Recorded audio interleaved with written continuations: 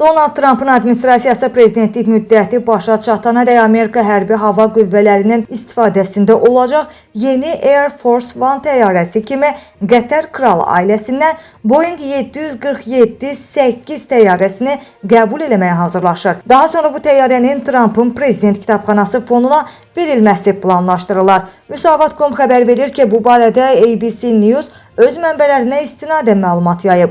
Gözlənilir ki, bu hədiyyə gələn həftə Trump'ın ikinci prezidentlik müddəti çərçivəsində həyata keçirəcəyi ilk Qətər səfəri zamanı elan ediləcək. Dəbdəbəli mebellərinə görə uçan saray adlandırılan təyyarəni Trump fevral ayında West Palm Beach aerodromunda yoxlayıb. Prezidentin təhlükəsizliyini təmin etmək üçün avadanlıqlar daxil edilmədən əvvəl təyyarənin dəyəri təxminən 400 milyon dollar olaraq qiymətləndirilir. Həmin avadanlıqlar sonradan Amerika hərbi qüvvələri tərəfindən quraşdırılacaq. Ağ Ev və Amerika Ədliyyə Nazirliyinin hüquqşünasları, o cümlədən baş prokuror Pam Bondi və Ağ Evin baş hüquq müşaviri David Orrington hədiyyəni qəbul edilməsinin qanuni olduğunu bildiriblər. Onların araşdırmalarına əsasən təyyarə birbaşa Trump'a deyil, əvvəlcə Amerika hərbi hava qüvvələrinə, daha sonra isə kitabxana fonduna verilməsi, rüşvətə dair qanunları və Amerika konstitusiyasındakı xarici hədiyyələrlə bağlı qaydanı